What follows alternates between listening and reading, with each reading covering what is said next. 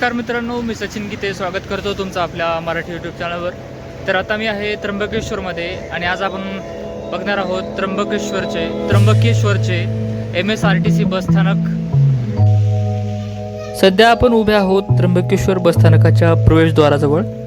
चला तर मग आज जाऊया आणि पाहूया हे बसस्थानक नेमकं कसं आहे, इथून कोणकोणत्या ठिकाणी बसेस जातात आणि प्रवाशांसाठी कोणकोणत्या सुविधा उपलब्ध आहेत।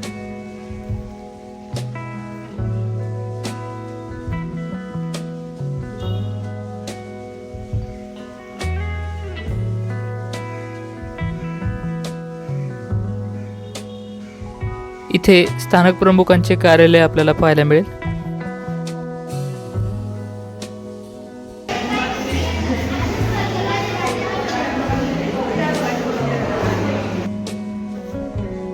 आता मी उभा आहे त्र्यंबकेश्वर बसस्थानकाच्या अगदी समोर आणि एका बाजूला दिसतोय त्र्यंबकेश्वरचा डोंगर, मागे दिसतोय बसस्थानकाचा संपूर्ण परिसर।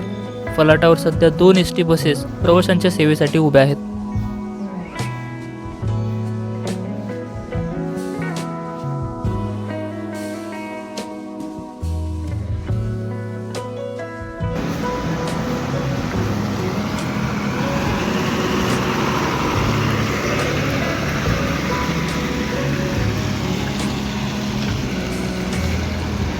नाशिक पंचवटी आगाराची आलेली बस आहे, नाशिक ते त्र्यंबकेश्वर।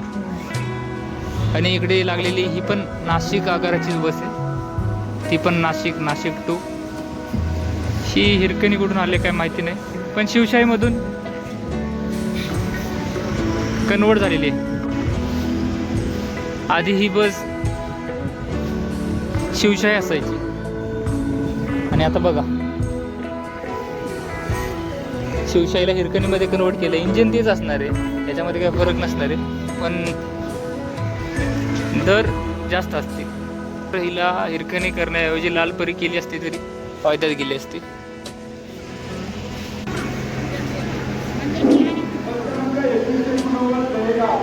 आता आपण पाहत आहोत त्र्यंबकेश्वर बसस्थानकाचं संपूर्ण वेळापत्रक। या वेळापत्रकामध्ये त्र्यंबकेश्वरहून सुटणाऱ्या विविध ST बसेसच्या वेळा आणि त्यांची गंतव्यस्थाने दिलेली आहेत। त्यामुळे त्र्यंबकेश्वरला दर्शनासाठी किंवा पर्यटनासाठी येणाऱ्या प्रवाशांना आपल्या पुढील प्रवासाचं नियोजन करणं सोपं होतं। इथून जवळच्या गावांपासून ते नाशिक आणि इतर प्रमुख ठिकाणांकडे जाणाऱ्या बस सेवेची माहिती या वेळापत्रकातून मिळते। प्रवास करण्यापूर्वी वेळापत्रकातील बसची वेळ एकदा नक्की तपासून घ्या, कारण बसच्या वेळांमध्ये बदल होऊ शकतो।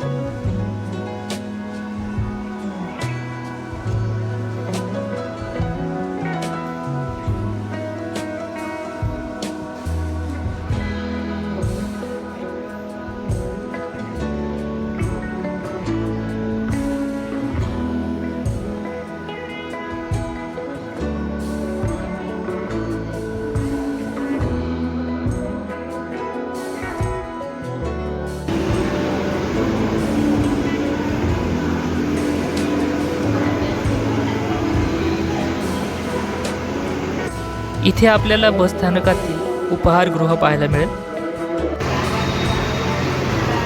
समोर लागलेली बस तोरणगण नाशिक आणि ही दहेगाव। हे टाटाचं इंजिन आहे आणि अशोक लेलँड। बसस्थानकात प्रवाशांच्या मदतीसाठी चौकशी कक्षाची सुविधा उपलब्ध आहे। बसच्या वेळा, मार्ग, उपलब्ध सेवा किंवा प्रवासासंबंधी काही माहिती हवी असल्यास प्रवासी येथे चौकशी करू शकतात। लांबून आलेल्या चालक वाहकांसाठी विश्रांतीगृह येथे उपलब्ध आहे। त्र्यंबकेश्वर परिसरात केवळ ज्योतिर्लिंगच नाही तर अनेक सुंदर आणि ऐतिहासिक मंदिरही आहेत। या ठिकाणी असलेल्या विविध मंदिरांची छायाचित्र आपल्याला समोर दिसून येतील।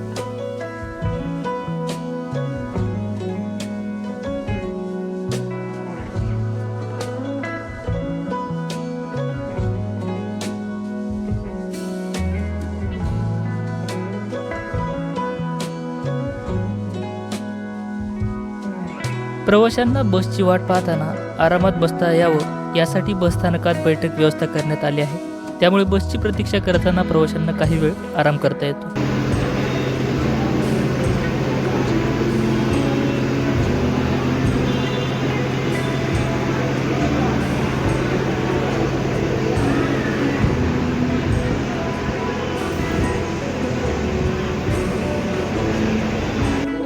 इथे आपल्याला आगार प्रमुखांचे संपर्क क्रमांक तसेच आपत्कालीन क्रमांक दर्शवण्यात आलेले आहेत।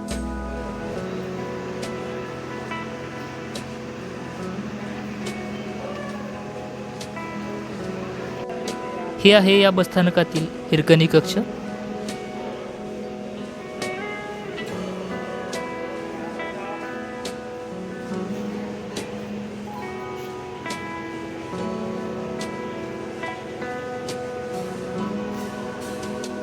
या भिंतींवर आपल्याला दिसतोय एसटीचा वाहननामा। महाराष्ट्राच्या एसटी बस सेवेचा बदलता प्रवास दाखवणारी ही एक सुंदर चित्रमय झलक आहे।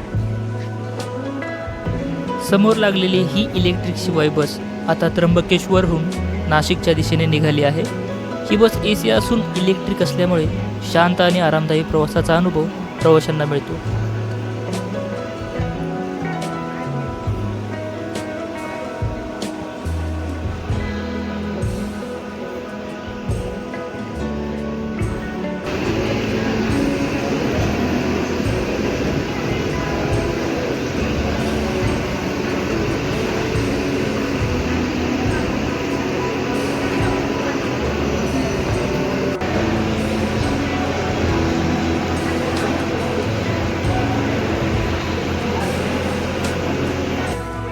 समोर दिसणारे पास केंद्र तसेच आरक्षण केंद्र आहे।